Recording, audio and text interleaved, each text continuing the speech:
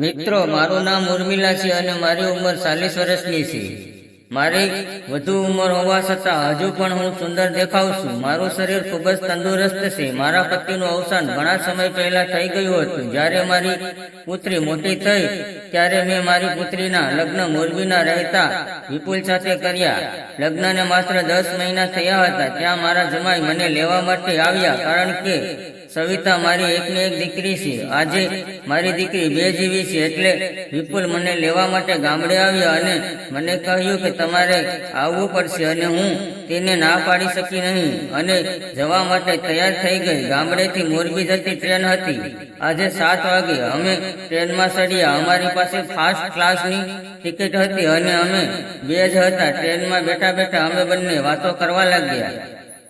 ત્યારે જમાઈએ કહ્યું કે આજકાલની જિંદગી એવી છે કે આપણે ખૂબ જ એન્જોય કરીને જીવવી જોઈએ। હવે તમે જુઓ, મારા સસરા તમને ભરપૂર યુવાનીમાં છોડીને ચાલ્યા ગયા, તે કારણે તમે પણ ટેન્શનમાં રહેતા હતો। હજી તમારી પાસે ઘણો સમય છે। સાસુમાં, મોરબીમાં ઘણી બધી છોકરીઓ કુંવારી છે અને તે તમારી ઉંમરની છે, પરંતુ તે પોતાને જે જોઈએ તે બધું મેળવે છે અને તમે આ ઉંમરે સાસુ બની ગયા છો। મારો કહેવાનો મતલબ છે કે તમને આ જીવન ફરી ક્યારેય નહીં મળે, માટે તેનો તમે ભરપૂર આનંદ લો।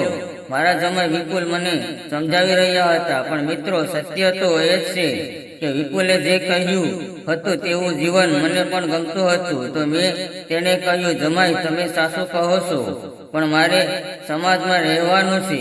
જો લોકો મને તૈયાર થઈને ફેશન કરતા જોઈએ તો તે મારી વાત કરશે। આ વિધવા બનીને ફેશન કરે છે એવું કહે છે। મારે જીવન મારી રીતે જીવવું છે, પણ સમાજના ડરના કારણે હું તેવું કરી શકતી નથી। તો મારા જમાઈ બોલ્યા કે તમે મારા સાસુ નહીં પણ મારા મિત્ર બની જાઓ, અને પછી જોજો, હું તમને ખૂબ મજા કરાવીશ અને તમે ને ફરવા માટે લઈ જઈશ। આપણે બહાર ફરવા જઈશું। સાસુ કહું તો જમાઈ મારા સપનાની વાત કરી રહ્યા હતા। હું પણ આવા સપના જોઉં છું। મેં કહ્યું, ઠીક છે, તમને સારું લાગે તેમ કરો।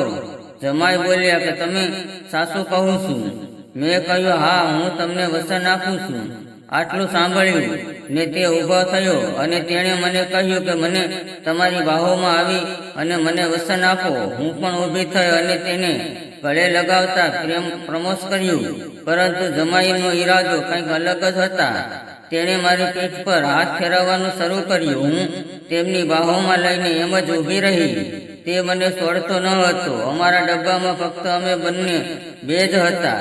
ટ્રેન ચાલુ હતી અને ઠંડીની ઋતુ હતી। જમાઈએ લાઇટ બંધ કરી અંધારું કરી દીધું। તેણે તેના હોઠ મારા પર મૂક્યા અને મને સ્નેહ કરતી વખતે માલિશ કરવાનું શરૂ કર્યું। તમને હું શું કહું, મારી સાથે કોઈ માણસ હતો, તેને ગયે વર્ષે થઈ ગયા હતા। મેં પણ તેને જે કહી કરે તે કરવા માટે છોડી દીધો। તેણે મારા શરીરમાં આગ લગાડી। મેં મારી જાતને રોકી ન શકી। પછી તેણે મારી સાડી અને બીટીકોટ ઉપાડી લીધો। તે મારા પગ પાસે બેસીને ઠંડા પીણા પીવા લાગ્યો। હું ખૂબ જ આનંદિત થઈ ગઈ હતી। તે હવે ઉપર આવ્યો। તેનો શ્વાસ ખૂબ જ ભારે થઈ ગયો હતો અને પછી ચાલુ ટ્રેને ઘણા સ્ટેશન આવ્યા અને ગયા। અમે મસ્ત મુસાફરીનો આનંદ માણી રહ્યા હતા। તે ક્યારેક એન્જિન બનતો અને મને ડબ્બો બનાવતો, અને ક્યારેક હું એન્જિન બની જતી અને તે પોતે ડબ્બો બની જતો। આમ રમત રમતા ક્યારે મોરબી સ્ટેશન આવી ગયું તેને અમને ખબર જ ના રહી। પણ ખરેખર મિત્રો, અમારા જીવનની એક યાદગાર સફર હતી અને હું એમ જ વિચારી રહી હતી કે ક્યારેય પણ મોરબી ન આવે અને આ ટ્રેન ફક્ત આમને આમ દોડતી જ રહે। પરંતુ તે મને કહેવા લાગ્યું કે ફરી વખત આપણે લાંબી મુસાફરી કરીશું, અને હવે ની મુસાફરી અમે ખૂબ જ લાંબી કરવાના છીએ। તો મિત્રો, તે વિશેની વાતો સાંભળવા માટે વિડીયોને લાઈક અને ચેનલને સબસ્ક્રાઈબ જરૂર કરી દેજો। ફરી મળીશું એક નવા વિડીયોમાં। ત્યાં સુધી આવજો।